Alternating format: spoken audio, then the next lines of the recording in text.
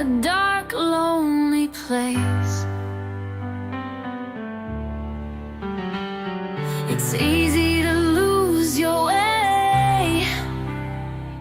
The light from your dreams becomes harder to chase.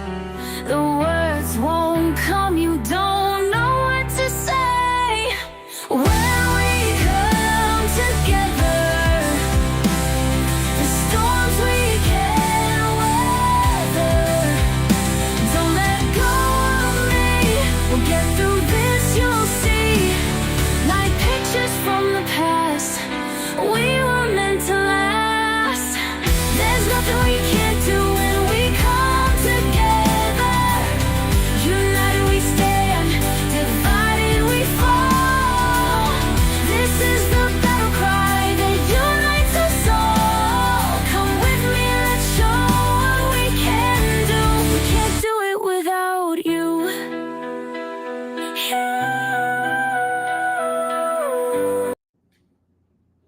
Hello, everybody. Welcome in. Welcome to Conversations with Christy. How are you guys today? I am so excited you're here. We're here with Karina. We are going to talk all things retrogrades today. How to work with those energies, what we can do, how to make it not quite so scary so that we don't need Ben's opt-out, right? His opt-out clause. Yes, yes. I love it.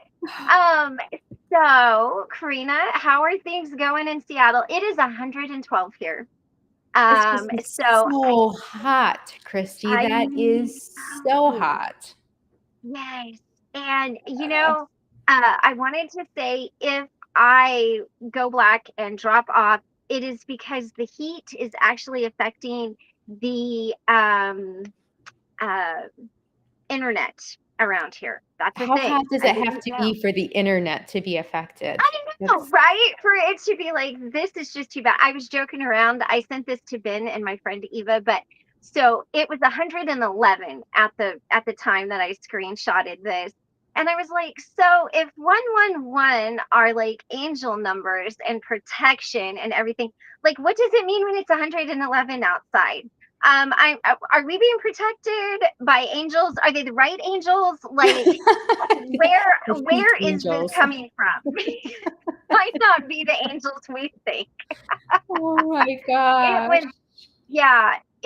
And here's the thing, guys. So it's 96 degrees, feels like 112. So it's so hot. I really even have to be careful when I take the dogs out, because even the rocks are really hot. The asphalt is too hot. So maybe let us know a little bit about what's going on in nice, cool Seattle. Is it cool there? It's definitely cooler than there. I think it's supposed to hit a high of 80 today. But it's been just lovely overnight. I get up in the morning and it's that nice, cool 60 degrees, perfect for doing a little bit of gardening or going on a walk. Nice. Yeah, and the 80 degrees by the afternoon feels pretty nice too. I will say we really could use more rain in Seattle, which sounds like a silly thing to say, but the summers the last several years have just been so dry. Historically, they weren't, but they certainly have been the last 5 years or so. So I have to stay right on top of watering the plants and yeah, but certainly it's not 96, it's not 112, it's not 91, much better than that on this side of the country. Oh my goodness. I'm so glad. Teresa, I see that you are here. Hello, Kim. You're driving again. I'm so glad that you're listening to us while you're driving. Please be safe. So we are going to talk about retrograde. And so right now, I made a little note. We have Mercury, Saturn, Pluto, Neptune, and Chiron all retrograde. Is that correct? Yes, that is correct. That's a lot. That's a lot. And the nodes are always retrograde. I mean, you could argue that point in a very technical way, but mostly the nodes are always retrograde. So yeah, we're sort of moving into this time where there are a lot of planets that are retrograde. And we're so used to this idea of, oh, Mercury retrograde, travel is going to Right. get screwed up, technology is going to get screwed up, communication is going to get screwed up. And then most of us know a little bit less about the other planets being retrograde. We don't hear in pop culture about Neptune being retrograde, for example. For those who have been tuning in for a while, we did have some pretty extended discussions on Mars retrograde, Oh, yeah. end of 2024 into 2025. That was a whole thing. But, I think if we're just speaking about retrogrades in general, it's really important to kind of back up and think about what they look like in the sky, because this is how people originally connected with retrogrades, way back early days of humans and early days of astrology. And what it looks like in the sky, we all know that if we are in the northern hemisphere and we go out after dark, we can probably locate Orion. We can probably locate the Big Dipper. Those stars are called fixed stars. They don't move in relation to each other. It's not like the 2 stars, 3 stars of Orion's belt move away from each other night after night. The planets do move. And we've talked, I think, in 1 or 2 episodes before that the word planet means wandering one, wanderer. And it means that because as people were looking up at the night sky in early times before all this electric lighting, they would see that most of the stars, like the stars in Orion, the stars in the other constellations, stay put. But some of the stars moved around. And so they were called the wanderers. And one of the reasons they were specifically, they could have been called something like the travelers. If there were no such thing as retrograde motion, they probably would have been called something like the travelers, kind of moving across the sky in a straight line. But the retrograde motion, if you watch a planet night after night, it's going forward, it's doing its thing, and then it slows and it turns. And it goes and it slows and it turns again. So, it really evoked this idea of a wanderer. And if we think about kind of the modern connotation of wanderer, it's really indicative of someone who doesn't know where they're going. No clear. I wondered if you were going to say something there, Christy. Yeah, it's not someone who has a plan, who is going from point A to point B and taking this really direct route. It is more of this sense of like, where are they going? They don't even know where they're going. And I think it's important as we first start to sort of position the conversation around retrogrades to keep that in mind, that the early idea of retrogrades is sort of a wandering, not clear what we are supposed to accomplish. The planet is not sure where it's going. And so there is a little bit of a,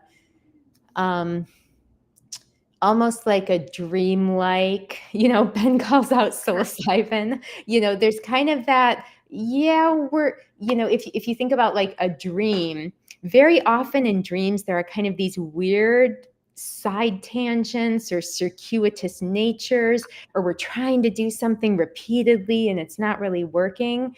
But yeah, it almost has that dream vision style of, there's not a clear narrative here. There is kind of some wandering happening. In modern society, especially Western modern society, we tend to view wandering pretty negatively. We tend to really look at, there is a path to success. You want to be on a good trajectory. You want to go from point A to point B. You want to know where you want to get, and then you want to work to get there. And so the idea of wandering is viewed more negatively in modern Western society. But that has not always been true. Even if we think about like most of the major religions have things, like Jesus going into the wilderness for 40 days, for example. There's not a clearly defined, what do you do in that 40 days? Where do you get to? What do you learn? We lost Christy. Her internet got too hot, but I'm sure she's going to be back. So the wandering is more of a, um, yeah, religions, cultures have recognized these periods of not having a well-defined destination, a well-defined purpose. They've recognized the importance of that for such a long time. It's really been in the modern era where we're like, no, we should always know where we're going. We should always be working to get there. And we've lost something as we've kind of taken the yin out and we are only doing the yang, the forward, the making progress, going towards a specific destination. Yeah, we've kind of lost that wandering yin element. And so it is important to realize that I think one reason why retrogrades feel scary or intimidating to modern Western people is because we don't like the idea of not moving forward. And we don't like the idea of not knowing where we're going. And we don't like the idea that maybe we're wandering in circles in a wilderness with no clear purpose whatsoever.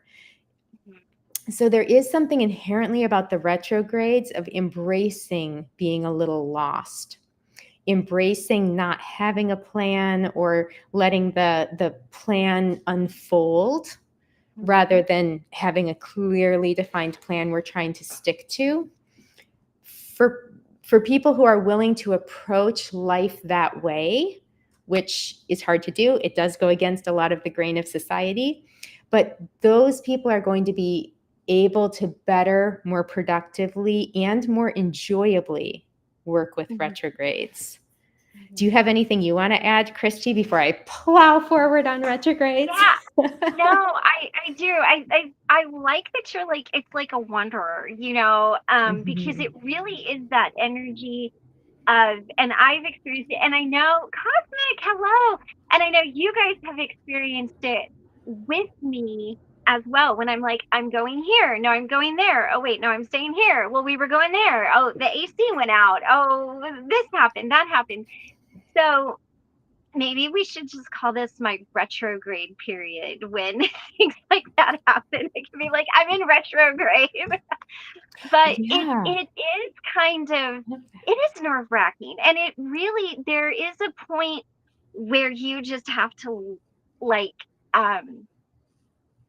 and this is very hard for me to say because you guys know I've got some control issues, but you've got to just kind of release that control and just understand that clearly at this point you are being guided by something larger than yourself in the direction that you ought to go in the first place. And much like a tower moment, do you just embrace it and say, okay, well, there's going to be change anyway, so what do I do now? Or do you kind of dig in your heels and And say, try to fight. no, I'm going to fight for this. And, Yeah. and if we put it into, and again, I'm not trying to like make it all about me, but it works well for me when I can relate something to someone that I know, something that I see. So it would be like me going, no, I want to go to the job in Washington. And Mike's like, the job is in Memphis. Like, if we want to survive, we go to Memphis.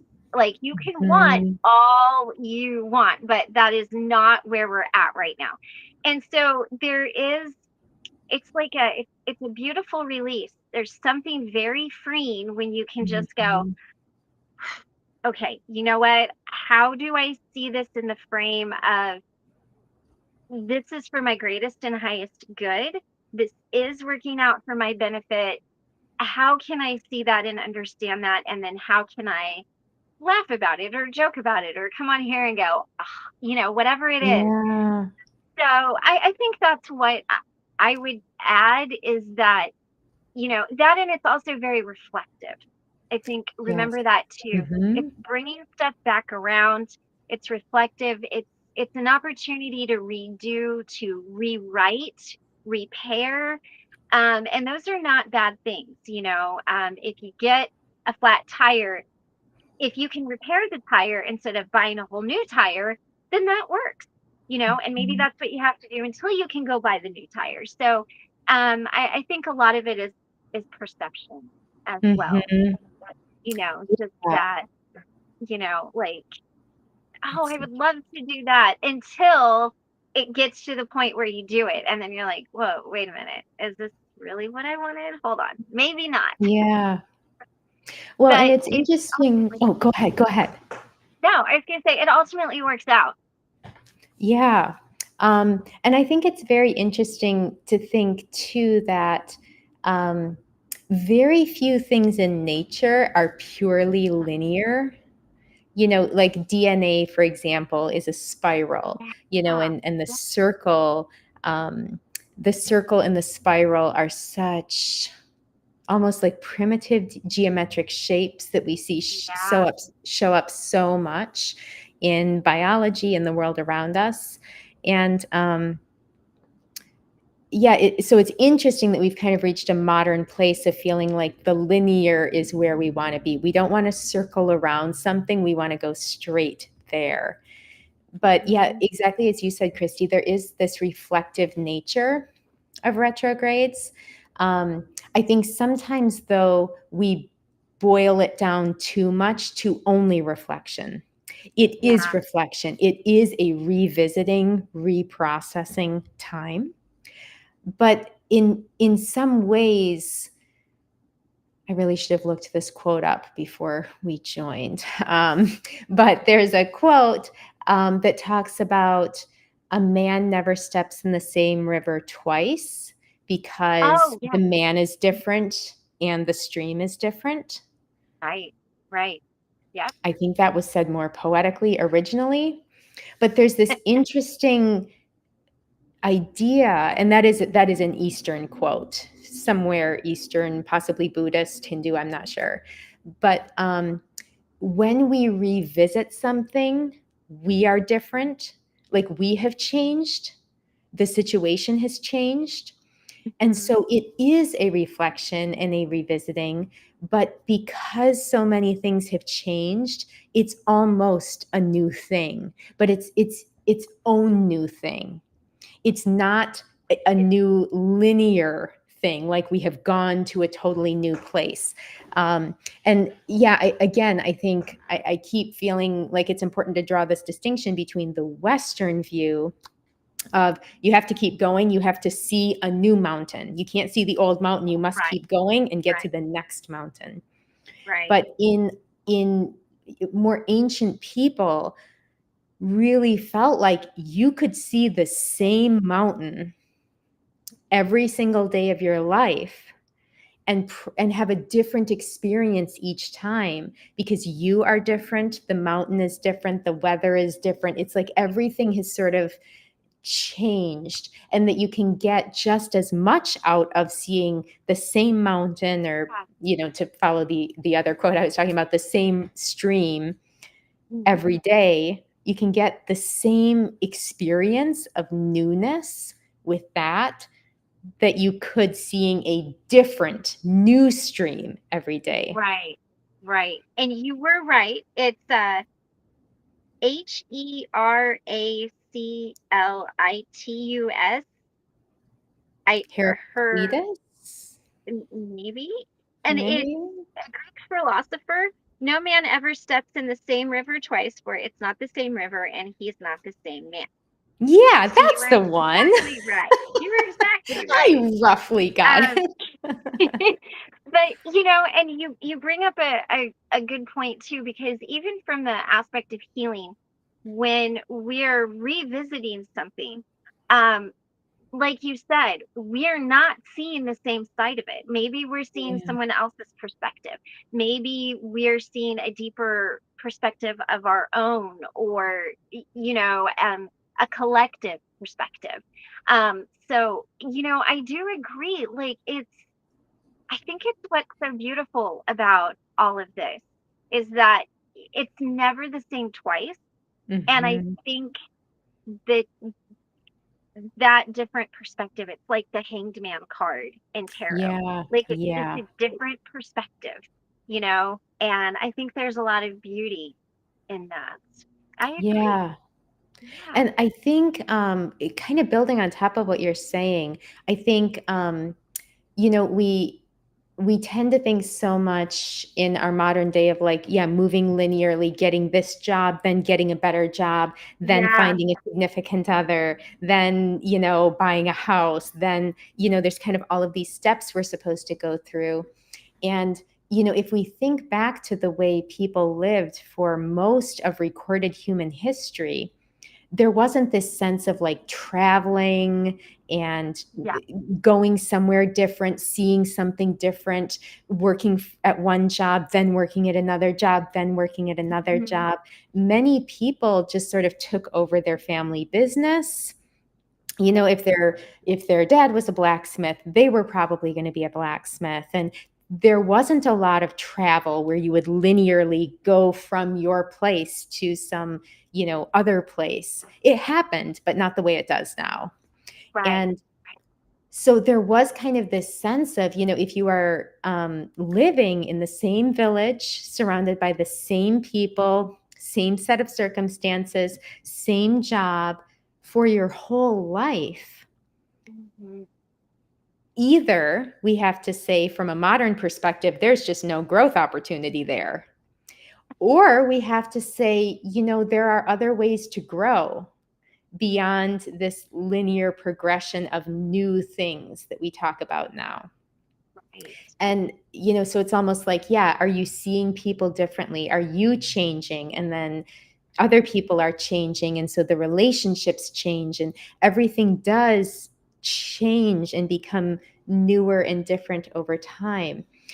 And I think we're actually, one of the beautiful things retrogrades give us is an opportunity to reshape what we have rather than trying to reach out more things, I want to meet more people. I want to go do more things. I want to travel to more places, more. I want more better jobs, more better things.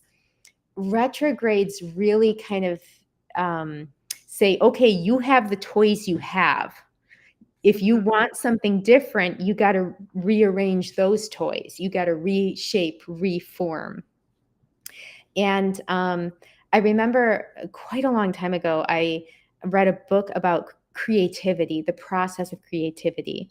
And it talked about limitation is actually an important part of creativity. If you only have 4 paint colors, for example, Mhm.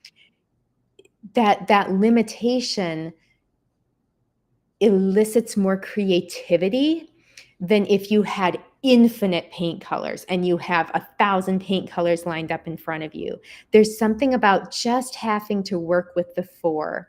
Or, Mhm. if you have one instrument you have to work with versus you have a whole orchestra at your disposal.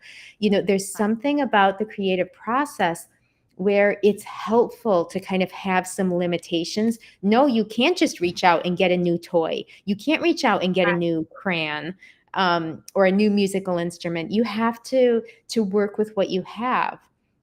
And if we think of a lot of the amazing artists, from the past, they did have certain limitations. Like Jimi Yeah. Hendrix, famously kind of had the Mhm. right-handed guitar that he turned upside down because he was Yeah. left-handed and he didn't have Yeah. a left-handed guitar. So he played a right-handed guitar as a left-handed person, and it has, he has his own incredibly unique sound that resulted from that.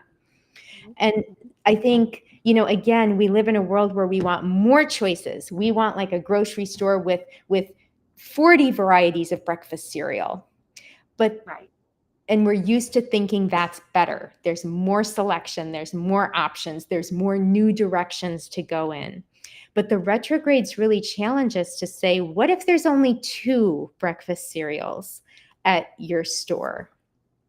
Right. Now, and you can play with it a little. You could say, well, I don't actually like either of these, but maybe I'll take this one and I'll put some walnuts in it or some shredded coconut or some fresh Yeah. berries. But it kind of starts that creative process rather than just encouraging us to be a consumer, a getter of more things. It encourages us to be like a co-creator. Mhm. Mhm. And so there's something very beautiful about retrogrades from that perspective, which is almost lost in our modern world. Yeah. Well, and talking about the creative side of things, one thing that I learned from my dad drew on everything. Boxes, napkins, cardboard. To this day, I save cardboard because I'm like, oh, that is a really cool like texture of the cardboard, or maybe it's like Yeah. black cardboard, or yeah, I carry around so much just seemingly junk to every even Michael's like, do we really need you guys, I'm not even joking. I have a one of those paper coffee cup sleeves from a coffee place in Kansas that I used to love to go to, and it was called Buffalo Brew, and I saved it because it had a buffalo on it, and I'm like, yes, we have to save that. So even Mm. looking at how do you use it, so maybe you only have two crayons or two things of Mhm. paint, but maybe you could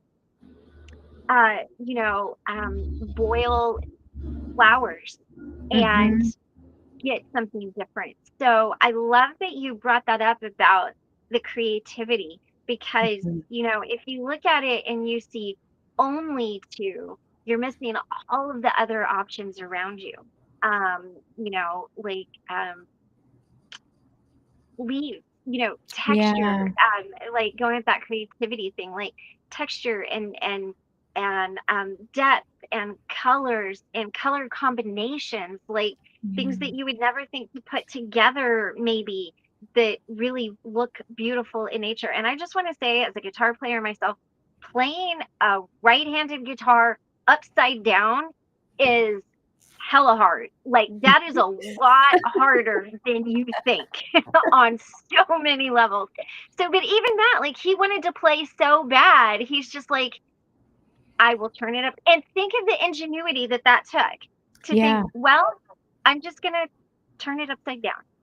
Right. I And mean, picture if Jimi Hendrix had had a selection of 1,000 possible guitars, and including a bunch of left-handed guitars, he wouldn't have been who he was. He wouldn't have developed right, his signature sound. He may not have been as famous. He may not have been right, famous at all.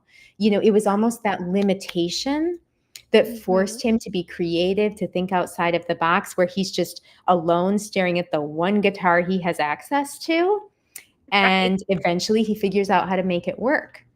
right. And yeah, I think for sure, when a planet is moving direct, it is much more of the left brained, logical, mathematical reasoning. There is a right answer perspective.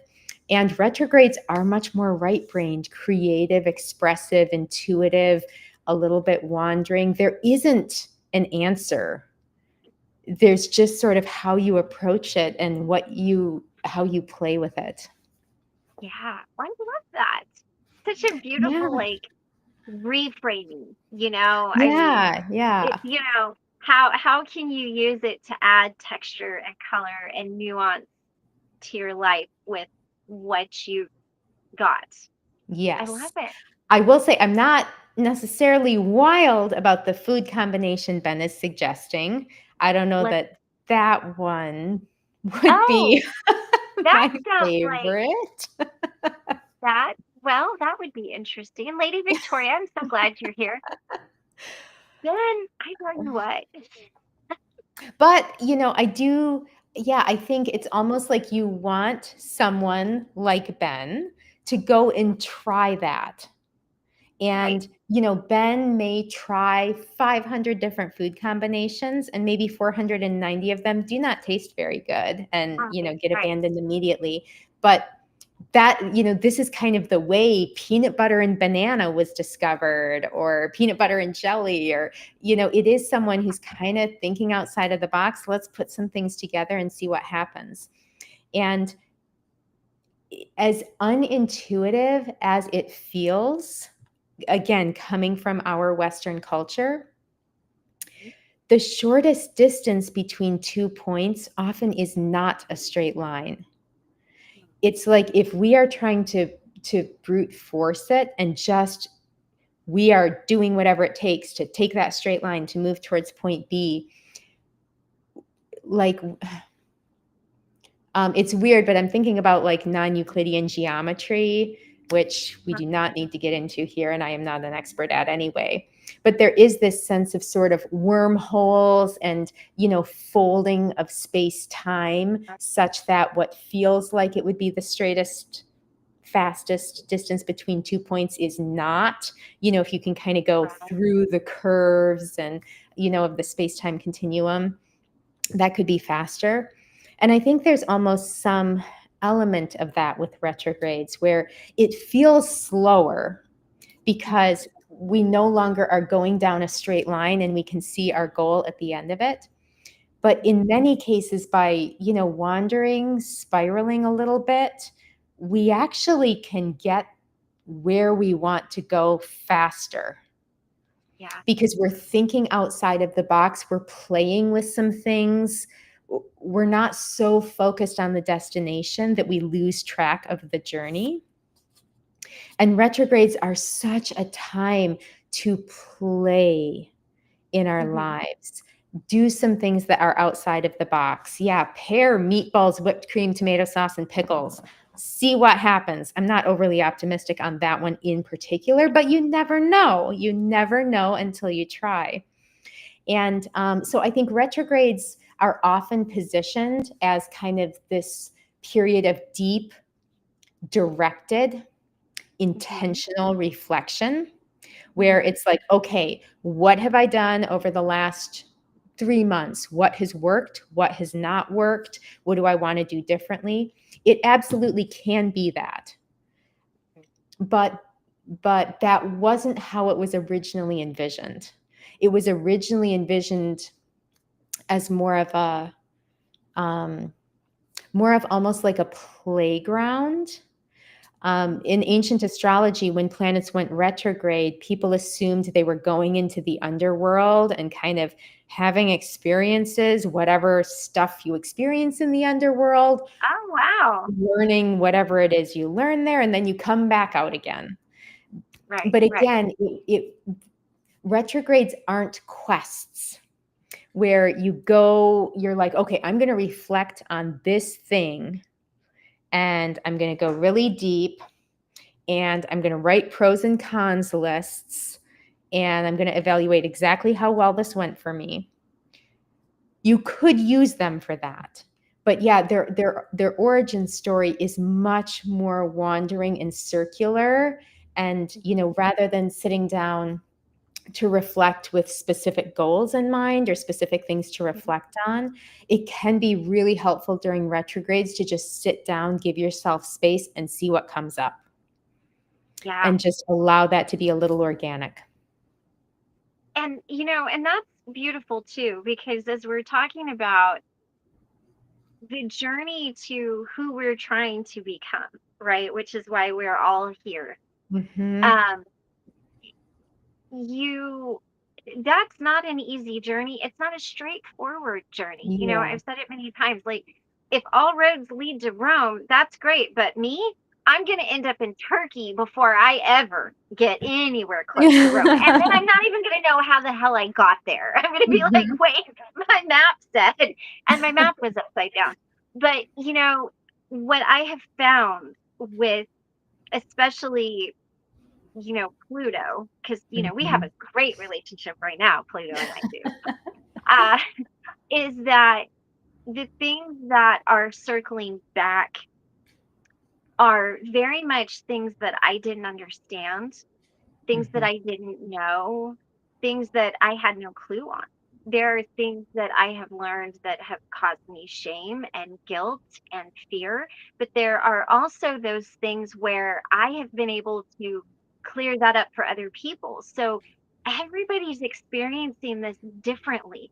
So because it looks one way for you, it might be looking a completely different way for someone else.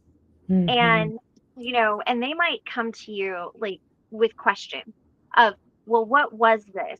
Or, what was this? And you might learn things that you had no idea.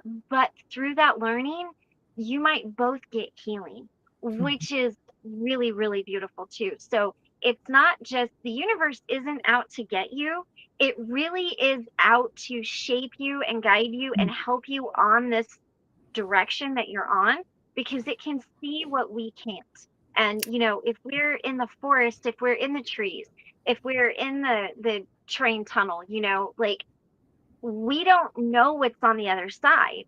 And it's a way to show that, yes, this was more than you thought, or maybe it wasn't what you thought, but here's how this heals. And for me, it's been just a lot of talks, a lot of, what do you mean by that? Can you explain that to me? Help me to understand this. It's not going into it like, oh man, Neptune's retrograde, everything is like fuzzy. I don't know what's going on. And then Saturn's doing its thing and I'm so confused. It's like, okay, I am confused, but what is the purpose of my confusion? Mhm. Who's going to come out of this confusion to ask me questions to clear it up for me? And you might be surprised who walks out and communicates with you. Mhm. I mean, you might be really surprised at what people ask you, or what you're learning. And so I think if we approach everything as, it's helping me on my journey, it's helping me to reach my greatest and highest good, it's not here to hurt me, um, then I think that just changes how we see it altogether. You know, Mhm. um, like fire. Fire's not here to hurt us, it's here to help us. But if we don't use it correctly, it can absolutely hurt us and Mhm. nature and towns and everything. And I think that's just been my biggest experience with it, is that Yeah. it's just never what I thought it was going to be. Um, and you do kind of, like you said, sit with and look at it and go, okay, well, I'm going to keep going. And I don't know what I'm going to find down this road, but here it is. Yeah. So, I guess I want to encourage you guys in that way too. And this is where journaling is going to help a lot, because, it's going to help you to be able to see that, when you get it down on paper, or abstract drawing, or whatever it is, Mhm. when you can take it out of your body and out of your brain, out of that part of your brain that only speaks in pictures, and you can put it to something, then you can start to understand it. And I think that's been really important for me in this Yeah. whole cycle. Yeah, and I think I loved kind of your call out there that it might not look like what you expect, and Mhm. also that not everyone will experience it the same way. Yeah. Um, and I think those are two very key points for retrogrades in particular. Of Mhm. course, even when the planets are direct, it's not like we all have exactly the same life experience, but Right. things Right. tend to be more straightforward when the planets Mhm. are direct. So there's more of a, okay, we can see the direction things are going. We may have different thoughts and feelings about that direction and that focus and, what society is doing, what our communities are doing. But there's more of a common reality that, like, okay, this Right. is what's happening. I may feel differently than you, but we sort of agree this is what's happening. Whereas with retrogrades, because it is so much more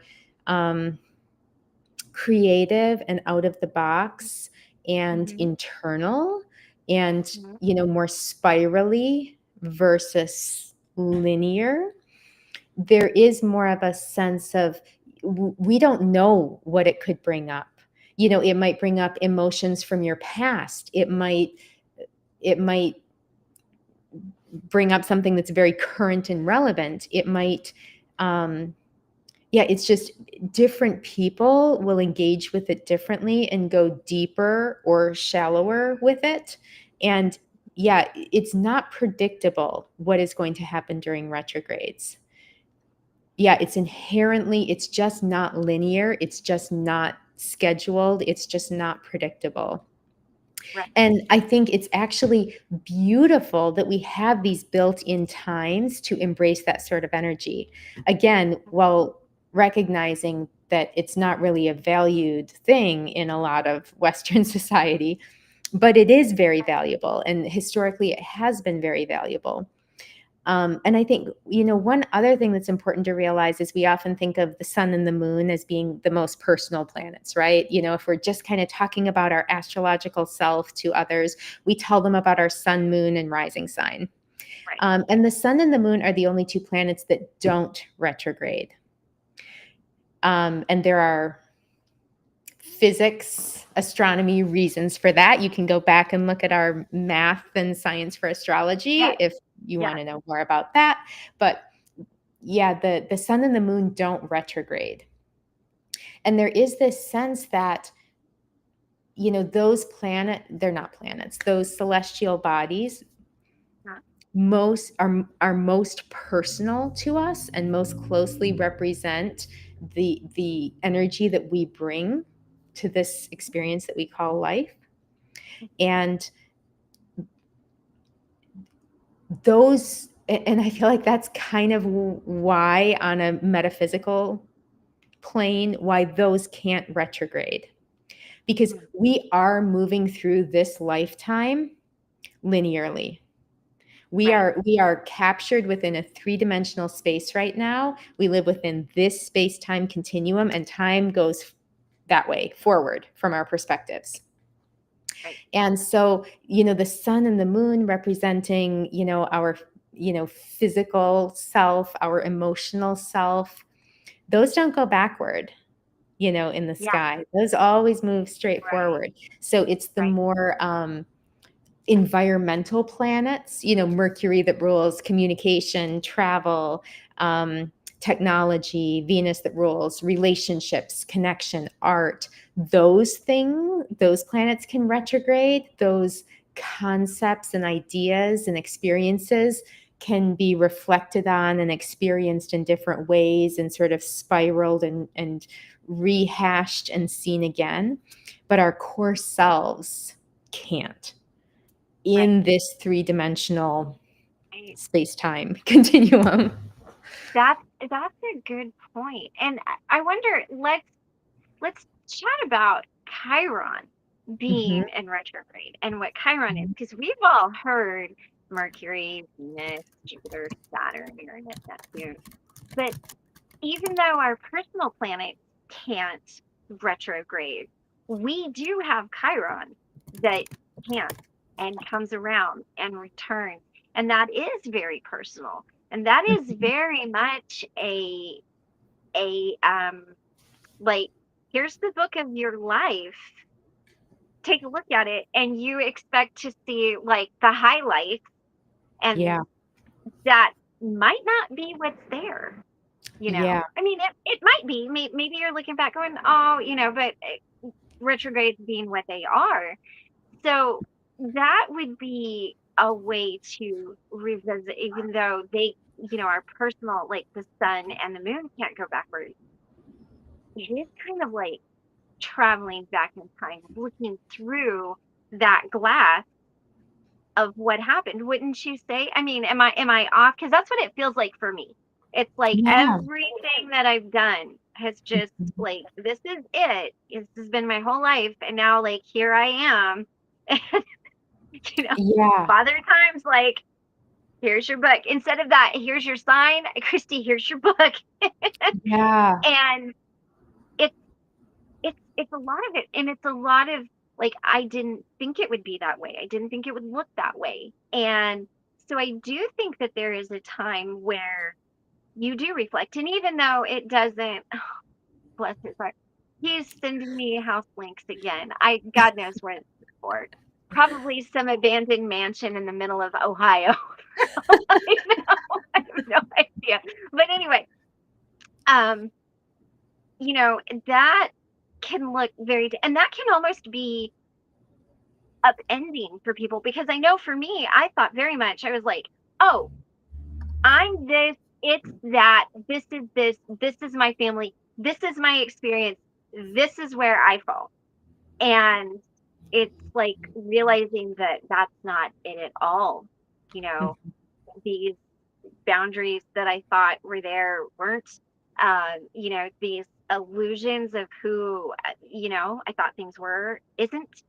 And that's all part of this bigger picture of these retrogrades too, right? With like Chiron and Neptune and Saturn and even Mercury, communication, getting messages of, yeah, this isn't exactly what you thought it was. Mm-hmm. And, so it's kind of like, and again, this is just me personally. This doesn't mean that this is everybody. This is just my experience where I'm at in my chart and my lifetime right now. But it was kind of upending, you know, Mm-hmm. um, with that. Yeah, and I think there's so much we could unpack there. I think on one level, it is important to remember with retrogrades, it's still the planets are still moving around the zodiac. Mhm. So they're not actually, it's not like normally they move around the zodiac and they stop and go way Right, up and come back. right, There's, they have changed direction, but they're not actually traversing ground they never traverse. right. And I think that is actually important, especially in line with what you're saying. And if we think about like, okay, sun and moon don't retrograde, that's true. However, does the moon return to the spot where it's been? All the time, once a month? In fact, it returns to Right. its same spot. So it's not like we never get a chance to revisit, process, learn, grow, in our physical and emotional bodies.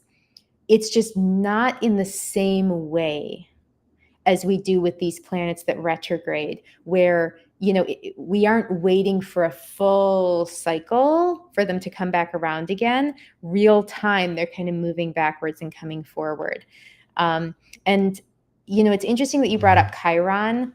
I probably, I don't know if I would have brought it up or not, just because a lot of people don't know necessarily what Chiron Right, is. Um, right. but I think Chiron is also very interesting from a retrograde perspective because Chiron has an extremely elliptical, irregular orbit. Mm-hmm. So the other planets have roughly circular, I mean, they are elliptical, but circle-ish orbits that they move predictably around, minus Pluto. We'll forget about Pluto for a second. But Chiron it has a very irregular orbit. Um, Mm-hmm. it moves between Saturn and Uranus. So it's kind of in that almost that line between the traditional planets that they've known about for all of recorded history and the new planets that we only discovered once we got telescopes. And yeah, there is a sense, with Chiron's retrograde, Chiron represents the wounded healer archetype, which I think you and I have talked about a lot, Christy. Um, what am I trying to say? Our wounds are, on the one hand, extremely personal, Mm-hmm. but on the other hand, are extremely universal. Mm-hmm. So they feel very deeply personal to each of us. But sort of the core archetype of Chiron is that they are universal enough that if we work to heal our own wounds, there's a whole bunch of other people out there with the same class of Yeah, wounds, and we can help them heal. yeah, So I think it's really interesting thinking about Chiron in particular, because, yeah, it is not actually a personal planet the way the sun or the moon would be. It is at the same time both very personal and very universal, bridging those inner traditional planets with those outer generational, yeah, way out there planets. And I feel like, what you're speaking about and kind of the experiences not looking exactly like what you thought, confusing aspects. Yeah, there's sort of that connection between the personal and the universal. And I do think all of the retrogrades to some degree bridge that gap. Chiron, it's very visible because it's like our healing journey. Right. But yeah, again, so interesting to think about how the sun and moon don't retrograde. So this bridging between the personal and the universal isn't a thing with the sun and moon the way it is with everything else. I love how you bring up that our wounds are universal too, because it shows us that we're really not alone in it. So no matter where you're finding yourself on these, um, how these are affecting you, it's really not just you. And I think that can be, and I don't mean that in like a, it's not just you, like you're Mhm. really not alone. And I think that there's some Mhm. comfort in that too, knowing that, hey, I'm not the only one out there finding out XYZ, you Yeah. know, Yeah. and I think that some of the things that I have been watching has been kind of talking about Chiron being in retrograde, Mhm. and a lot of this Chiron. And I don't, maybe it's just where I'm at coming up, but I really wanted to like just,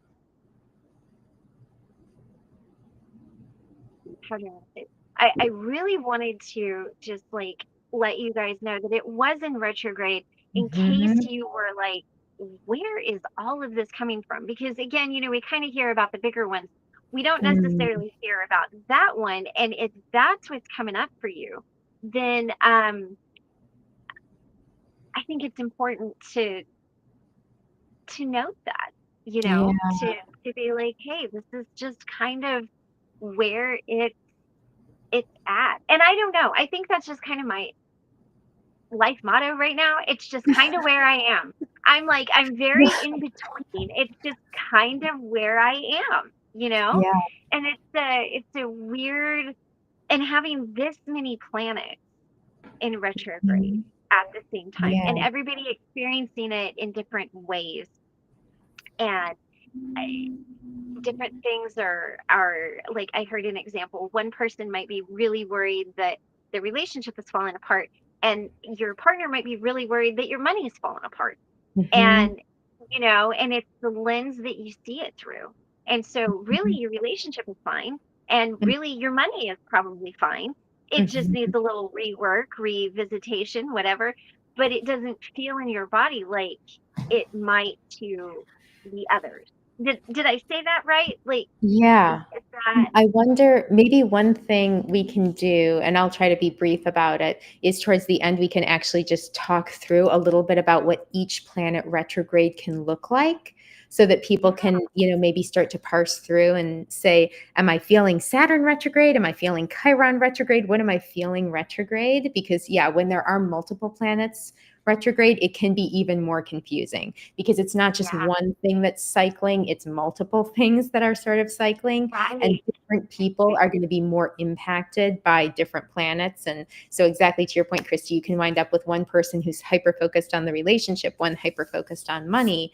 And they both might be, yeah, those planets that are retrograde are impacting their charts differently. So it is hard when there are multiple planets in retrograde at the same time. So yeah, we can talk through quickly what each yeah, planet looks like retrograde. Before we do that, the one thing I want to call out that is so interesting and unique about retrogrades is it's the only time, and we're just going to again set Pluto to the side for a minute. Pluto right, continues to be a very special snowflake in so many ways. So we're going to set Pluto aside. Apart from Pluto, retrogrades are really the only time when the planet's speed changes. I should say their apparent speed changes because it doesn't actually change. It just looks like it's changing from the perspective of the Earth. Um, so normally, we've been talking a lot about planets entering new signs, and I've been throwing numerical statistics at all of you. I'm like, Neptune is going to be in a sign for 14 years. Uranus is going to be in a sign for right, 7 years. Saturn is going to be in a sign for 2.5 years. Yes, all true. But right, but that is relevant, that it's not like Uranus goes into Gemini, and we don't know how long it's going to be there because Uranus's speed changes all the time. Maybe it flies through Uranus in a month. Maybe it goes really slow and takes 40 years. That doesn't happen. Uranus speed is about constant, spends about the same amount of time in every sign, as do all of the planets, minus Pluto, minus our friend Pluto. And the speed of the planets impacts how quickly and directly they are able to accomplish whatever they are trying to accomplish. So if we have a planet, it slows down before it retrogrades. It slows down at, a roughly linear rate, and then it stops, which is, we say it's stationary. It stops and then it turns around. It slowly starts picking up speed again. It's picking up speed, and then it slows down again and stations direct and comes back the other way. But this sort of almost like a pendulum effect where, when the ball is kind of going through the pendulum, it hits one end of the pendulum, it slows down as it goes up and gravity is pulling it down, and then it comes back down, and it's going at its fastest as it's at the bottom going through the center, and at the two ends it's going so slow that it eventually stops and changes directions. And that's so important for thinking about the way these planets kind of move through our lives, the way their energies move through our lives. When Saturn is stationary, or when Saturn is going very slowly and preparing to station, nothing Saturn related in our lives is going to go fast. And Saturn already is not a quick mover. So it really grinds Saturn to a halt. And then you have planets like Mercury, who are known for their speed, known for getting stuff done, in our life. When Mercury is in its retrograde cycle and going between the retrograde station and the direct station, it's a lot slower than it normally is. And so part of what we are experiencing during the Mercury retrograde timeframes, part of it is, it changed directions. It's going back the other way. But part of it is also we're feeling the speed. Communication is not as quick and direct. Travel and transportation is not quick and direct. There's a bunch of detours. There's this sense of slowing down, which I think is a big reason why retrogrades get associated with reflection, because it is almost like that. Okay, we're slowing down. We're looking at the scenery. We're not just, single-mindedly going from point A to point B. If you are walking down a street, you will notice much more detail. You will notice the birdhouse and the tree and the pretty flowers over there. If you are driving down that street, you won't notice any of that. You're going down it too fast to notice all of the little details. So there is a sense with the retrogrades of almost immersing yourself in the details because you're going slow enough to see them. And I think, this all sort of, it's all cohesive. It all kind of comes back to like this review, redo, reflect, because when you can see more details, you might decide to make a different choice. If you're driving down the street and you totally miss the little dirt road you were supposed to turn down, if you turn around and you drive slowly down that street, now maybe you'll see the road that you were supposed to turn down. And, so some of the reflection, review, redoing comes because, yes, we're going backwards. We're visiting stuff we've already visited. But part of it is also because we're going slow enough to notice the details. And I think it's important to realize that when all of the planets are going direct, we are in a groove. We have got momentum, but we are missing details. We are on a bullet train going 200 miles an hour. And are we getting between point A and point B very swiftly? We are. But we are missing any of the details that we could see out of the windows because it's just too fast. And Right. so, yeah, there's something important there, thinking about the change of direction, the retrotting of old ground, but also thinking about we're not just retreading old ground, we are slowly retreading old ground. And so I think you and I have probably talked about this in some other videos, Christy, but it is so important during any planet's retrograde season not to be focused on productivity and efficiency and getting from point A to point B, because that's just not what this is about. And it's beautiful for what it is, but if you're trying to, I think you said earlier, Christy, like fight against it and force it, Huh? it's just not going to work, and you're going to be Right. disappointed and you're going to be frustrated and you're going to hate retrogrades. Right. And you're going to be tired Right, by and the you're time gonna it's be all done. tired. Yeah, because you're spending all of your energy fighting what could be an incredibly beneficial experience. Right. So, Right. and I think so much of this comes back to the more ancient customs of following the cycles of the year, following the seasons. It's not always the time to harvest, and it's not always the Right. time to plant. And yet ancient peoples, because they didn't have all of these marvels of modern technology to let us do whatever we want whenever we want. People used to Mhm. have to eat more seasonally. They could only eat Yeah. what was growing at that time. And, every farmer can tell you when is the right time to plant and to water and to harvest. And we've kind of lost a lot of that. But this living aligned with the seasons and recognizing that even though it might be fun if harvest was all the time, where we can just Mhm. always walk out and get whatever fruit we want off of Right. the plants, Right. that's not the way. It would exhaust the trees and the plants if they were producing constantly, constantly, constantly, such that every day was harvest day. So, yeah, there's something important with retrogrades about recognizing there is a season for everything. There absolutely is a season for moving from point A to point B, but retrogrades are not it. That is the right time to wander, to explore, to be curious, to think outside of the box, to reflect. Yeah.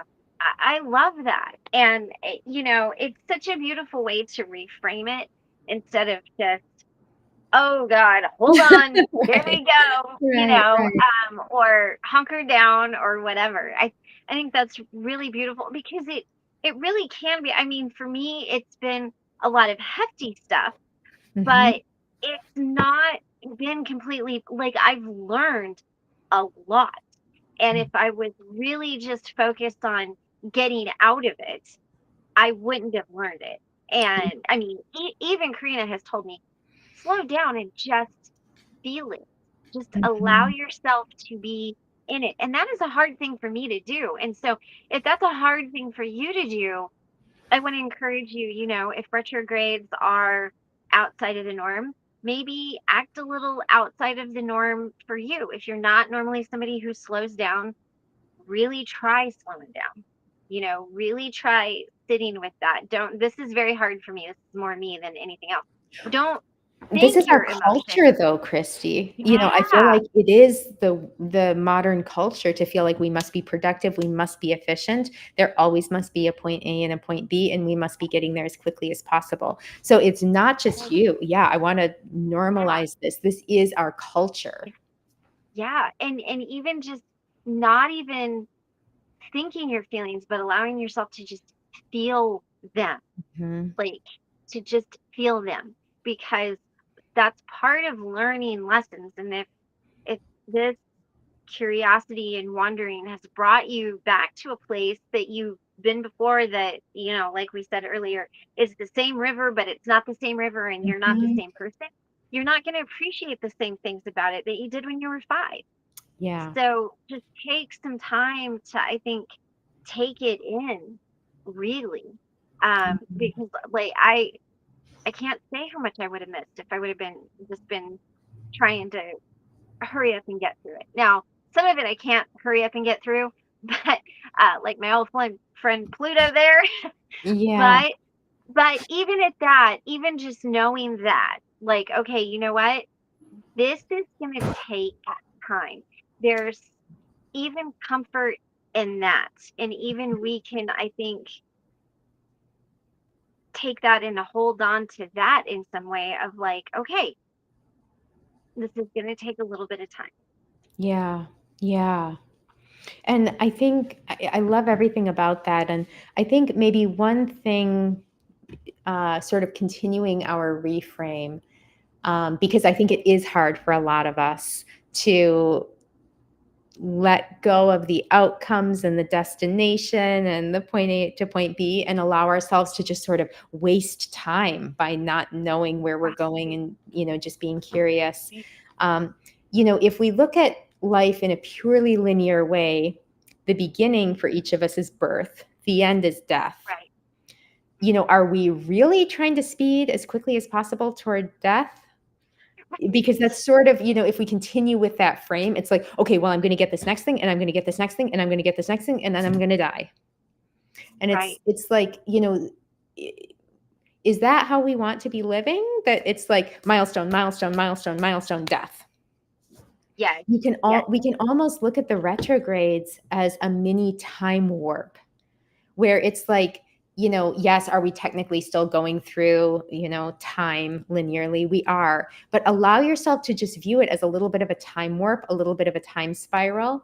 This isn't a time where you are moving forward towards some milestone and eventually towards some death.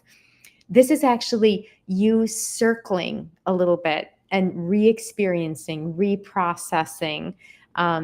It's honestly a beautiful little break in this linear thing that is our life. So yeah, Right. don't try to rush through your life. The point A to point B, even though it's so ingrained in our culture, is overrated in many ways. Enjoy the swirls. So much beautiful, unexpected, amazing learnings and experiences happen in the swirls in ways we couldn't have predicted.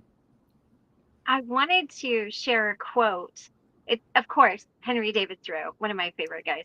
But I Amazing. went into the woods because I wished to live deliberately, to front only the essential facts of life, and to see if I could not learn what it had to teach, and not when I come to die discover that I had not lived. And that is really a quote I try to live by. Like, Yeah. I don't want when it comes time for whenever that is to be like, you know what? Uh, she didn't do anything. I mean, of course, nobody's going to say that about me, but you know, like Karina said, if we're constantly speeding through life and we're trying to get to the next thing, to the next thing, to the next thing, eventually there's going to be a point where maybe we don't want to get to that next thing. Mm-hmm. And I love that you said it's lived in the swirls. It's lived in the valleys, it's celebrated on the mountaintop. It is all of those things that become the fabric of our story. And, I think it can be very easy to forget that. I think it's beautiful that you brought that up. Yeah, it's also interesting because I just pulled up Thoreau's birth chart because this is how I roll. And he has Right? I love it. Jupiter, Uranus, Neptune, Saturn, Chiron, and Pluto all retrograde in his birth chart. Oh, wow. Oh, so he So would have been yeah, loving he this was time of life. comfortable with the swirls. Right, right. So maybe we could Oh, all become a little more comfortable with the swirls. right. Pick up your Henry David Thoreau. Read some quotes. I actually have a book called Henry David Thoreau Meditations. Like, I got it in Knock Oh. Knocker. I love it. But, and I think there's a resonance to people like Thoreau and Whitman and, Mhm. like just the way that they sing. But I love that. I love that this would have been his time, Mhm. his time to Yeah. shine. This would have been when he was doing those really beautiful, swirly things. That's amazing. Well, and it's interesting because poetry is never the most efficient way to Right. say something. It is often the most effective way Mhm. of saying something, of getting the feeling across, but it's Right. never the most efficient of just Right. saying, well, go outside, do this, do Right. that. And yeah, so I almost, it would be an interesting study, to look at the poets in general and look at birth charts and see if they statistically have Oh, retrograde planets more prominent.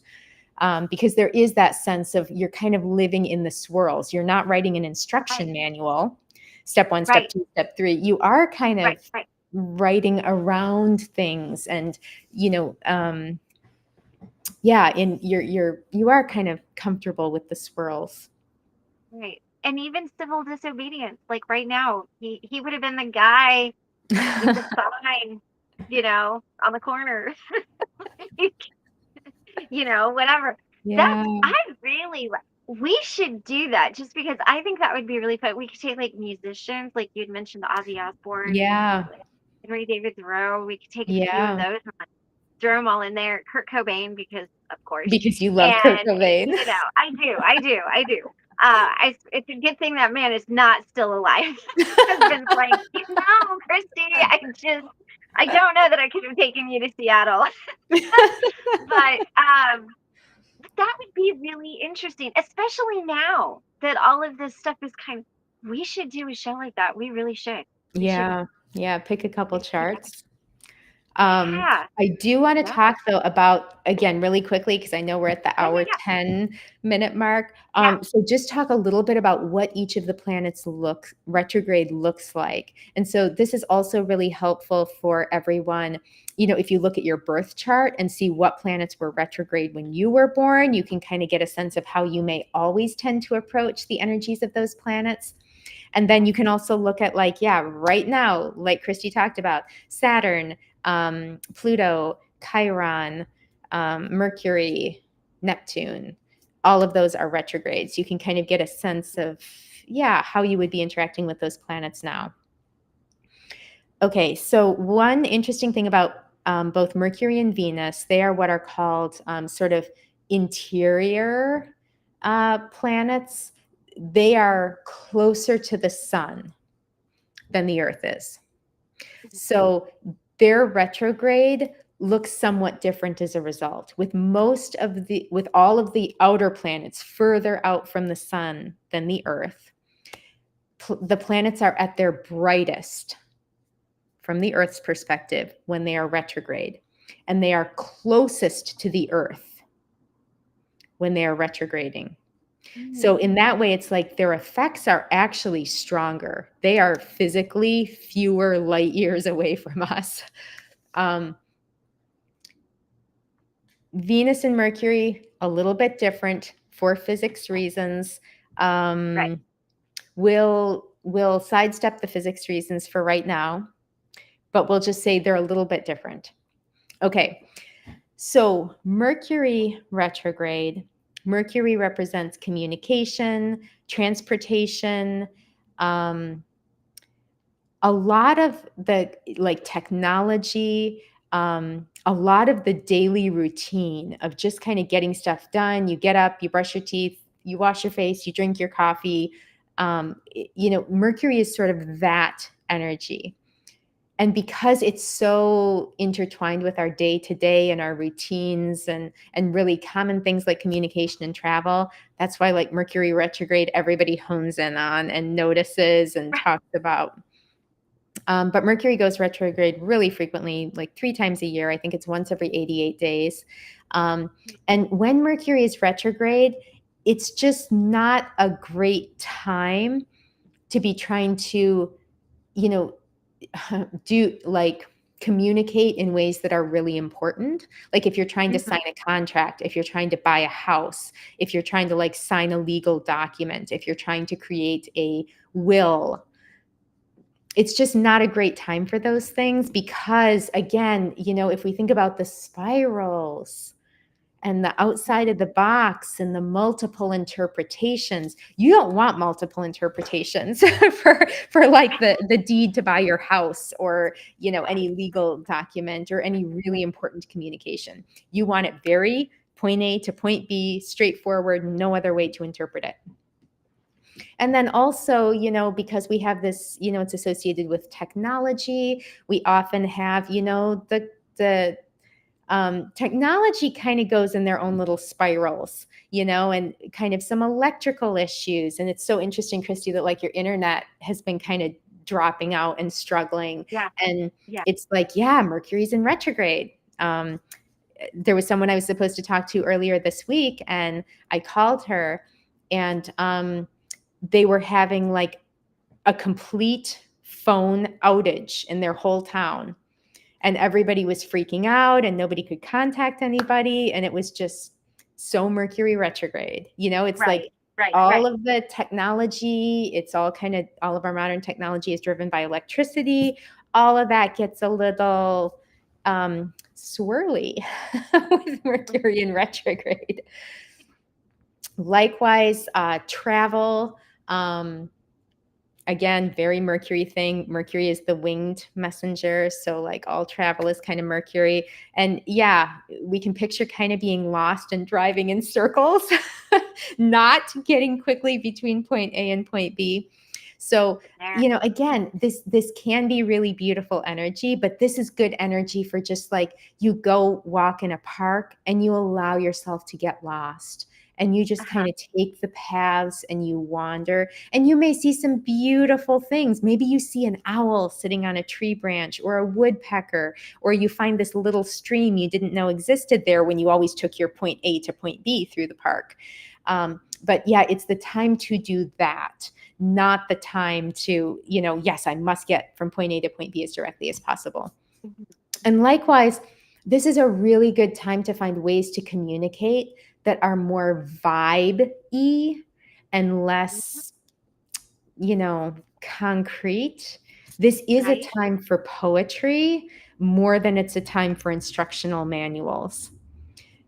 So this is make up some words, Alice in Wonderland style, Yeah. Yeah. and lean into, do people know what a Jabberwocky is? Not necessarily, but it kind of has a feel to it. It kind of Right. has like a fantasy vibey feel.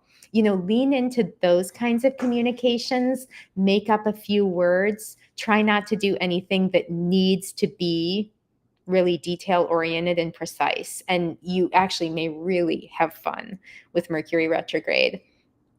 It's also a really fun time to just do a road trip and not worry too much about exactly where you're going to end up, not plan your hotels out in advance. Just kind of Right. allow yourself to get lost a little bit and follow those wanderings. So, yeah, it's kind of Mercury retrograde feels very explorer like, very Uh-huh. poet like. Um, yeah, kind of like a vagabond with a knapsack where it's just like you don't know where you're going to end up. You're just going to enjoy the ride. Um, yeah, Ben, it's so true. It's shocking how Yeah. communication is much harder. But again, that's when we're trying to be very precise. If we lean into our inner jabberwockiness, it's not as much. Right. Um, Oh, It's and I just noticed Emily had a question. Oh, curious, are you into human design? And if so, what is your type? We haven't talked about human design, I don't think, at all on this channel, Christy. we have actually. It's very compelling, Emily. It's sort of an aggregate system, though. So it's almost like it's hard to really lean into it unless you understand all of the underlying pieces. Mhm. So it does a lot with, like, there's a lot of astrology underlying it, and I Ching, and I think a couple of other esoteric systems. Yeah. So yeah, and if people want it and love it, and totally go for it. But I would say if you don't know the underlying systems first, it's gonna be harder to um, you can read the descriptions of what your type is and Mhm. everything, but it's pretty hard to immerse yourself in it without understanding where all of the gates come from and how it all connects to the other esoteric systems. Yeah. Yeah. Yeah, and Emily totally heard not to travel in Mercury retrograde. That's when appliances go wonky, more accidents happen. Yeah, and it is that thing of, if we're trying to go from point A to point B, totally don't travel during Mercury retrograde. And I think even the more accidents happening, this is that energy of you realize at the last minute, oh, I needed to take that turn. I should have taken it. And you quick try to make the turn, and maybe you get into a car accident because you're so focused on must get from point A to point B. But definitely, yeah, if you're willing to go with the flow and be a bit of a wanderer and not worry too much about that left turn you just passed, maybe you'll take the next left turn, then you can totally do some travel. It's a good period. Yeah, it's good for exploring, not from getting from point A to point B. Right. If you're trying to get to your next job, Mercury retrograde, no. But if you got a few days to get to your next job, travel down Highway 50, the Lost Highway. I've been down it, actually. Really, really very interesting road trip. Go down Route 66, but yeah, it is This is the difficult. thing. Think about everything you notice. If you kind of are an explorer, you take that turn off. Maybe you accidentally take a wrong turn off, but then you stop, you look at the scenery, you see a strange mushroom. It's a whole different world if you're sort of open to that. Right. My dad used to call it the scenic route. He's like, oh, we're taking the scenic route. It's like, oh, It's the AKA scenic we're route. lost. Yes. And Emily, worth getting a professional reading for human design. Yeah, for sure. If that's something you want to lean into, there's not much available. If you don't get a professional reading, there's not much available. There's so much available on the internet for astrology that you can even learn a lot of astrology really organically. Again, human design, it's easy to interpret. You can kind of look at, okay, these are my gates, look it up in the book. What does it mean? But if you actually want an organic, comprehensive, cohesive reading, yeah, totally, I would say go to a professional reader. Yeah. And Venus retrograde, Venus is all about connection, harmony, relationships. When Venus is in retrograde, there tend to be kind of, we're trying to figure out how to relate to the people around us. And it's not as straightforward as just like, oh, I don't have to do anything. There's just harmony. It's more like we're doing things and we're realizing, oh, this is not creating harmony. And why isn't it creating harmony? And what do I do to get harmony? And some of it can be leaning into the non-harmony, the disharmony, unharmony.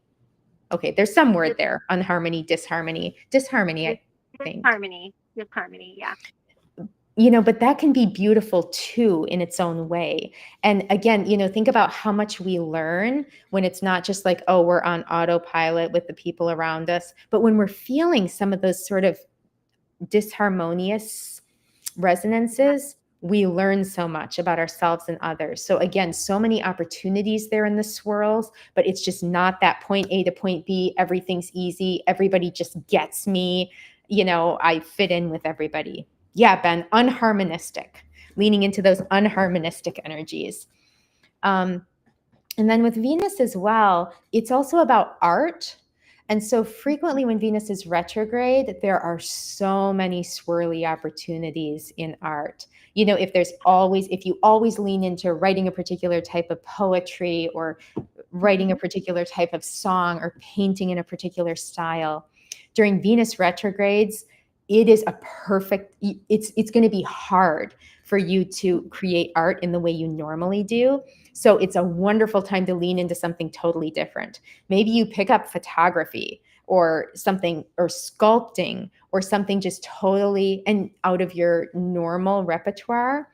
And you may find that it's really resonant and cool and you love it and you never would have tried it otherwise. But there's sort of this, your natural artistic form isn't going to work very well. And you can either try to fight it and try to make it work, or you can lean into something different, again, taking the wanderer's route and probably learn something, create something really cool, very different. Right. I did that once during Venus in retrograde. I decided I'm a horrible drawer. Like I cannot draw, but I decided to go get charcoal pencils and all of this stuff and colored chart. And actually, it was not the most beautiful artwork, but for me, it wasn't bad. And of course, I was drawing Yeah. witches, so I was like, oh, well, look, that's not as bad as I thought. Now, Yeah. I didn't really show it to too many people, but you know, it was it was kind of satisfying in a way because like you said, Yeah. the normal things I was doing, it was just like brick wall, brick wall, brick wall. Brick And I'm like, wall. you know, we'll go buy some art supplies. We'll try to draw something. I love that.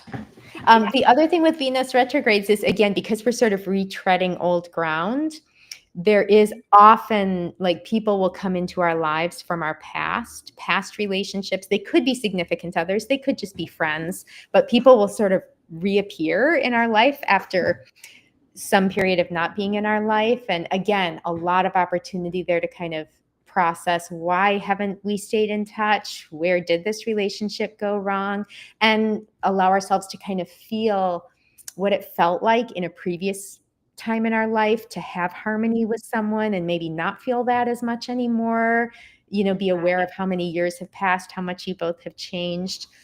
Yeah. So those are a lot of the themes of Venus retrograde. Okay, Mars retrograde. When Mars goes retrograde, it spends longer retrograde than any other planet, which we saw earlier this year, late last year. The whole Yeah. Mars retrograde cycle total with the shadow periods ends up being like 6 months.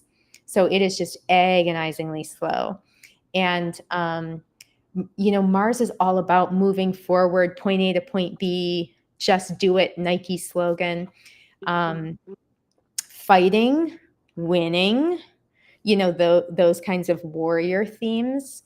So Mars retrograde, it's almost like you're fighting the battle. You don't feel like you can win anymore, Yeah. or you feel like you're fighting the brick wall and you're like, what am I doing here?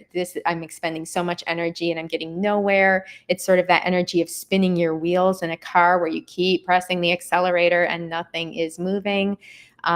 So in Mars retrogrades, the worst thing we can do is just try to push forward. The more we push forward, the more we're just going to feel mired in that quicksand mud. So the best way to work with Mars is to just slow down. The other planets during their retrograde periods, you don't necessarily have to just stop moving. Like you can redirect, right? You can become more of a wandering traveler, or you can paint instead of writing. You can redirect the energy. But with Mars retrograde, you really need to just slow down and stop trying to do and just be. And there is no hidden quick trick to just make Mars retrograde hurry up. You can try to push through it, but it's going to require a bunch of effort and probably need to be redone in some way later. So just slow down. It's a good time for strategy and planning, not a good time for execution. I personally find Mars retrograde the most frustrating of the retrogrades, but Mars and I are kind of only tenuous friends anyway, so that might be why. Mars was brutal for me. This Mars retrograde, it was brutal. Although, again, I gotta say, I feel like every Mars retrograde has been pretty brutal for me. But Jupiter retrograde, Jupiter is the biggest planet. So when it changes directions, there's a lot of momentum. There's a lot of mass there. And Jupiter is all about helping, teaching, mentoring, giving gifts, helping.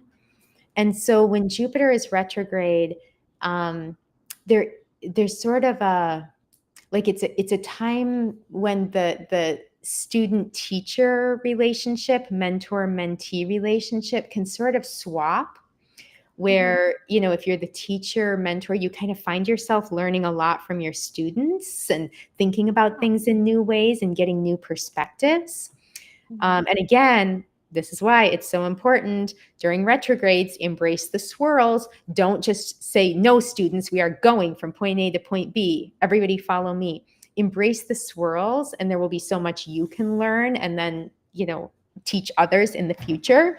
But yeah, kind of allowing for the almost like the trading of roles. Whoever's normally more senior versus more junior, more teacher versus student. It's a time to kind of let those roles be more fluid. Um, and especially if you are in any kind of teaching position and you feel like you're always the one who's teaching others and you just want some mentorship too. You don't always want to be teaching, you want to be learning. This is a time to really lean in. And ask more questions of your students, your mentees. Because there's so much energy here around, kind of that flipping roles. Thinking if there's anything else I want to say about Jupiter retrograde. I think the beautiful thing about Jupiter retrograde versus any of the other planets retrograde, it still gives gifts. It just gives them kind of in the opposite direction than usual. Rather than like Santa Claus giving gifts, it's more like we bring cookies and milk for Santa Claus. But it's still Jupiter. It's still gifts and goodness. It's just, going in the opposite direction. Jupiter, Saturn retrograde. Saturn is already the planet related the most to time, the archetype of father time, discipline, putting in your time, delayed gratification, not being speedy. So what's interesting with Saturn retrograde, which Saturn is retrograde now, there can almost be sort of paradoxically a speeding up of Saturn. Like it's Saturn's norm is to go slow and steady. And so when Saturn retrogrades, there can be this sense of like, hey, have I been going too slow? Have I been spending so much time planning that I haven't done anything? And especially right now with Saturn in Aries, Aries really wants to go. So I think that's even more the energy right now. And when Saturn, Ben, so Saturn is no fun. Definitely, Saturn isn't the right one to invite to a party. It's going to be kind of a party pooper and be like, doesn't everybody have to be in bed by 9? Shouldn't we all go home and get some sleep? And I think the tricky part with Saturn in retrograde, it will speed Saturn up a little bit, which is, can be very helpful for Saturn. But there's still that sense of if we aren't really noticing the details, we may just speed up and like Saturn isn't that good at speeding up. Picture Saturn as like, this 90-year-old man with a cane, like it takes a while. And if you try to speed him up, he might trip and fall. He might drop his cane, so there's sort of a, it can try to speed Saturn up. That could result in a little bit of a, like an accident or, I said yes to that. Actually, I didn't want to say yes to that. Is there any way I can now get out of having said yes to that? It's sort of like we make the decision, we're going to move forward, we're going to go faster, but then we're like, oh, I don't know. Yeah, I think I tried to go too fast. I should have gone the normal Saturn way. So this is a wonderful time to consider other things, consider whether we're moving too slowly, we're too stuck in the mud, too stuck in our ways. But maybe try to avoid committing to too much when Saturn is in retrograde. Let the swirls come, but don't commit to another straight line while the swirls are going. Let the swirls finish. Yeah, I like that. One thing I always associate with Saturn, I made a couple notes, is leadership, like personal leadership, like not business, but personal leadership, and boundaries. For sure. Like boundaries. So it might be a good time to. Yeah, it's leadership on all levels, Christy, too. It is business leadership. It is, or can be politicians, heads of companies, all of that as well. Yeah. And just, are your boundaries working? Are they right? Do they need to be re-looked at? That's just kind of something. And then with it being in in Aries, that's a whole thing. That's a whole thing. Yeah, because I'll Saturn is take that's a whole exalted thing. in Libra, which is opposite Aries. So Saturn is in its fall in Aries. And so again, I think everything you said is exactly right, Christy. And just let the swirls come, contemplate your boundaries, contemplate things you might want to change, different courses of action, but try not to commit to those things Right. until Saturn is back moving direct. Because especially with Saturn in Aries this time, we're going to be likely to want to make a change just to feel change. And then we might have to undo that before we can even move forward again. So experiment, play with things, but try not to commit if possible. Saturn, and then we have Uranus. Uranus retrograde, such its own thing. Uranus is all about the rebel. It's about, electricity, sudden things, advances in technology. When Uranus is retrograde, there's sort of a pushback against a lot of those things. So, it might be less cool to be the rebel when Uranus is in retrograde. Less, technology might be viewed in a less positive light, or you, me, we may view technology in a less positive light. It's almost kind of a pull back towards, wait, there were some good things behind us. If Uranus is all about kind of blowing up the tower, Uranus retrograde is like, maybe I shouldn't have blown up that tower. I did Right. actually like the balcony in that tower. Maybe I kind of too quickly blew up that tower. Right. And Right. so, Right. yeah, there's sort of that energy of any big life-changing, earth-shattering kind of decisions we've made when Uranus was direct. We're probably sort of stepping that back and rethinking that during Uranus retrograde, which can be Oh, very helpful, because typically when we hit a Uranus point of like needing to tear something down, we are so frustrated with it. We can't see any good in it anymore. All we can see is the bad, the toxicity, and we just want it out of our life. So right. we, burn down our metaphorical tower. But then that retrograde period is the time to say, you know what? Okay, now that it is out of my life and I have some distance, I can see that there were some good things Yeah. about that.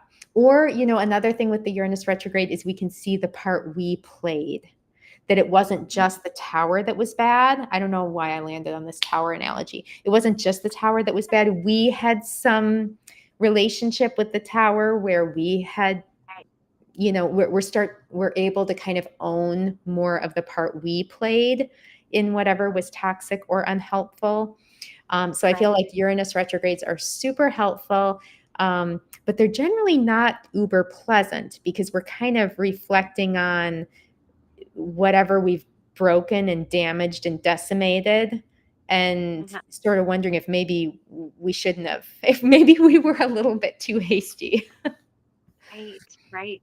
And that can also be healing too, though, knowing It, like the part you played in destroying the tower where you loved the balcony, right? yeah, And yeah, that's very healing as well, because we're not all, well, I'm going to say it this way, but we're not all completely innocent in our own lives. Like, we've harmed yeah, others, and sometimes, realizing that, it makes you be like, oh, I need to change this about myself so that yeah, I can be the better person going forward. Which yeah. is really, I mean, it's not beautiful that you blew the tower up, but Right, it's a beautiful lesson to have learned from right, blowing up that tower.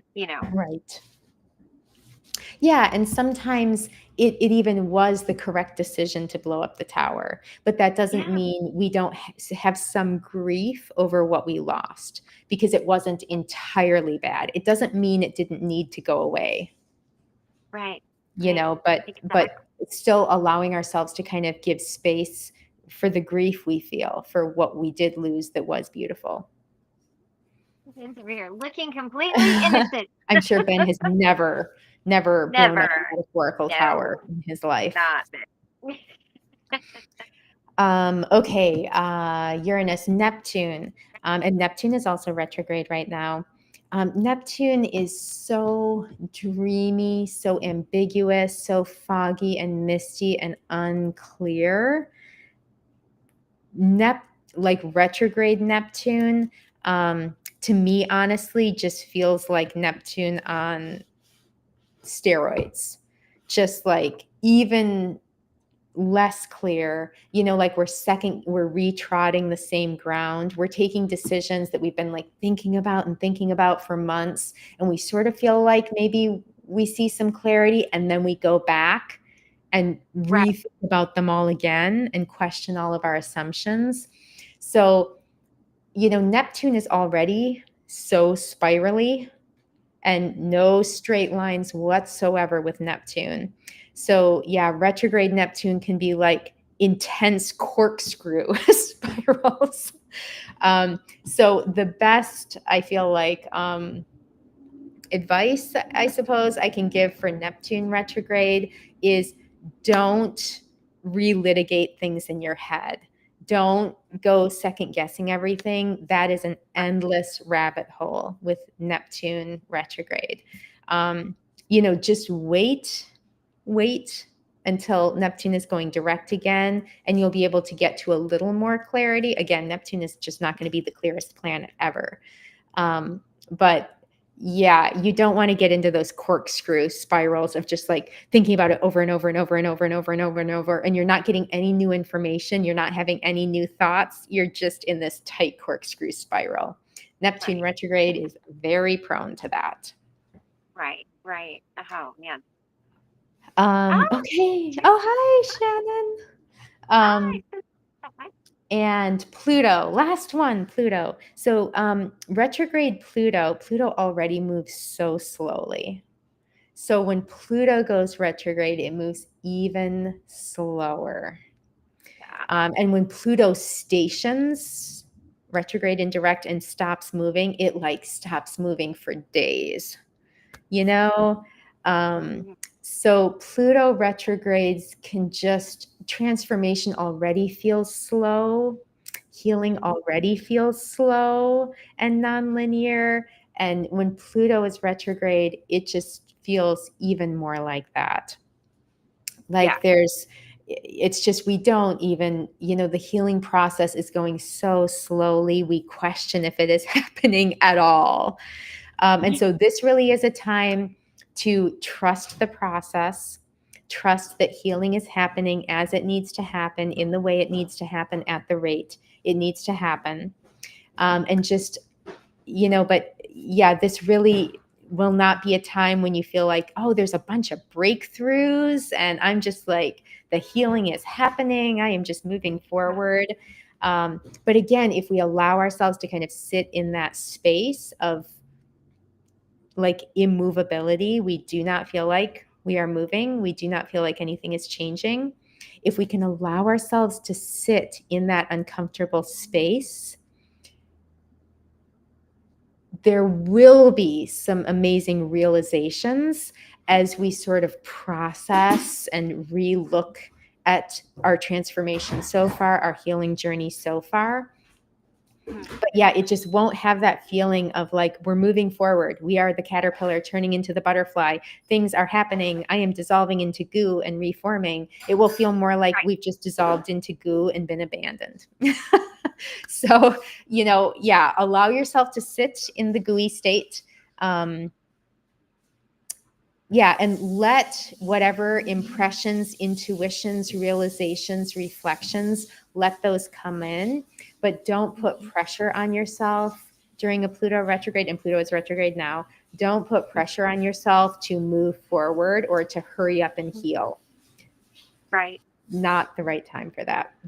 No, not at all. And it very much is that energy of just sitting there and waiting and looking and going, I know something is going to come of this. I'm just not sure what it is. But what does that mean? We need to embrace our inner Charlie Sheen. I mean, maybe you're just sitting there and you're like, okay, well, I made a mess of that. So we do now, Then I would have to know where Charlie Sheen is now. I don't know what he's doing. The last stuff I heard about him was some time ago, and he was a little off the rails. So I don't know if we want to embrace our inner Charlie Sheen. Maybe he's Right. different now. Maybe he's gone through his own transformation, his own Pluto. Now I want to look up his chart really quick. Oh, I bet he's got some kind of chart. I am sure he does. Where is he? Oh, there's some. Oh, I see. Okay. Yeah, because his real name wasn't Charlie Sheen. That's interesting. 3 planets in Virgo. Saturn opposite Uranus. That I see. Saturn opposite Pluto. That I see. Both of them opposite Chiron. That I see. Yeah, interesting.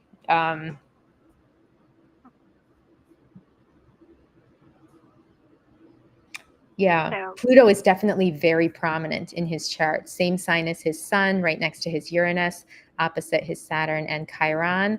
So, yeah, maybe, Ben. I mean, certainly he seems to be on some Plutonian transformational journey. Not all of us have Pluto prominent in our charts, but he does.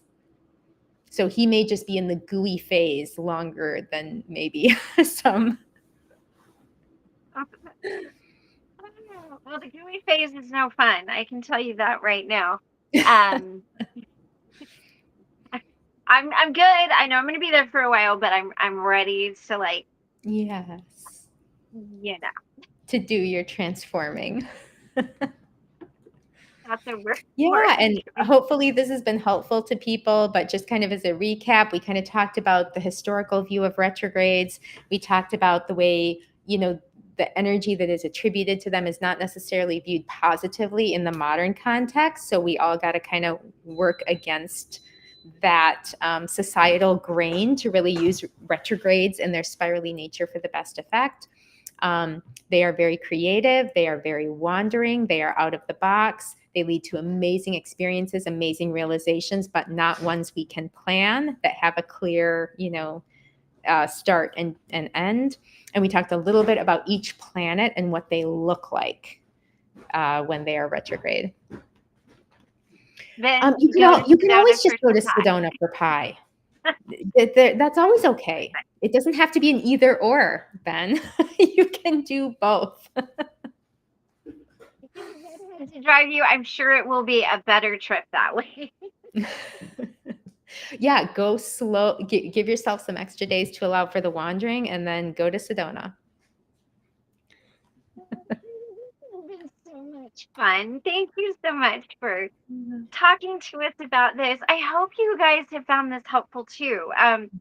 I know, we kind of talk a lot about it, but it's so important because it does, at least for me, helps me to understand my journey, where I'm at, how long am I going to be there, what do I need to do, do I just settle in and get a book, or do I put on my seatbelt, or what does it look like?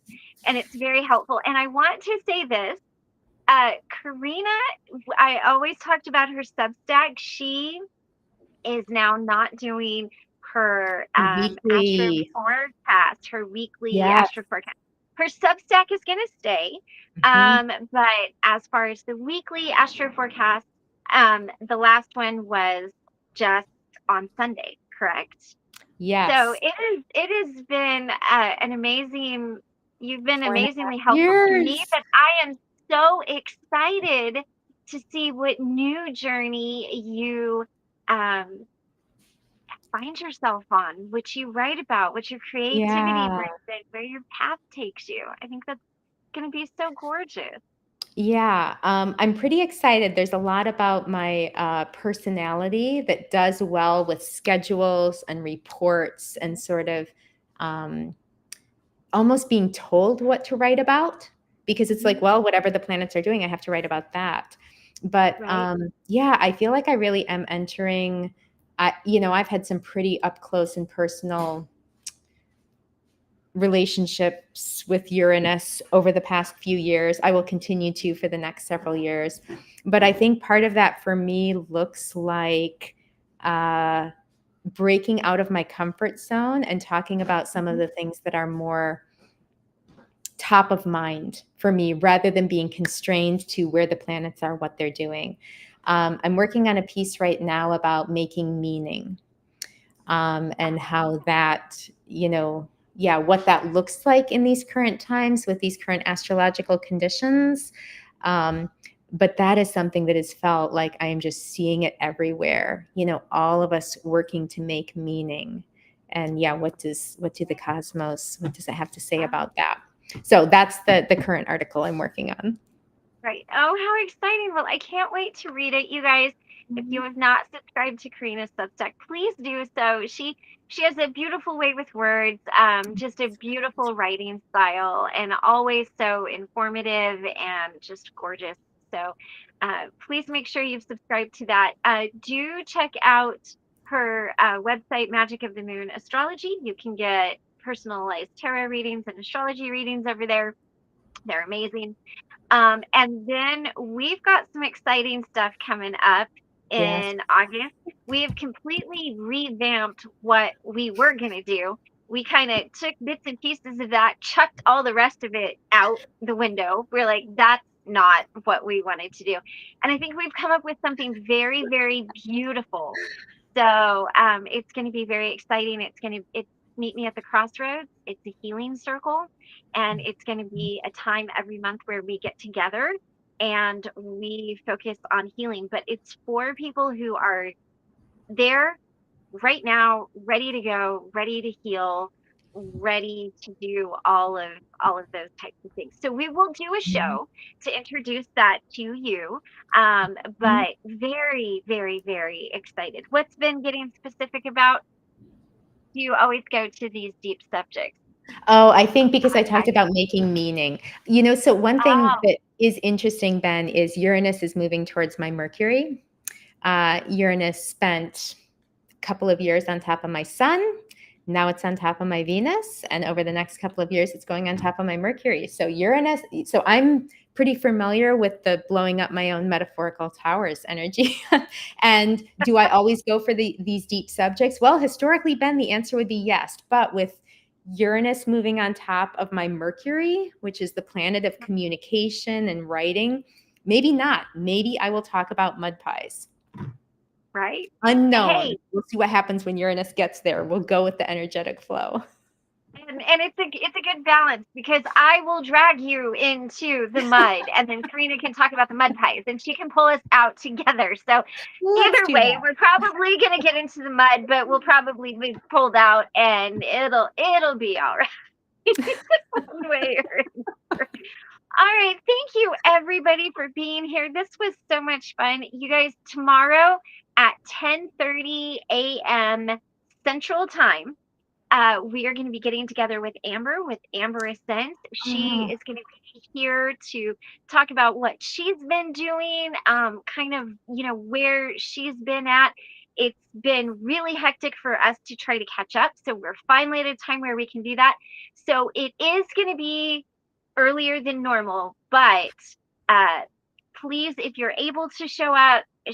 If not, catch the replay, because I really have a feeling this conversation with Amber is one that you're not going to want to miss. So, Karina, as always, thank you so much for being here. And you guys, as we love to say here on this channel, go conquer your world as only you can. We will be here to help you light the way. You guys have a great rest of your day, and we'll see you tomorrow at 10:30 a.m. Central. When we come together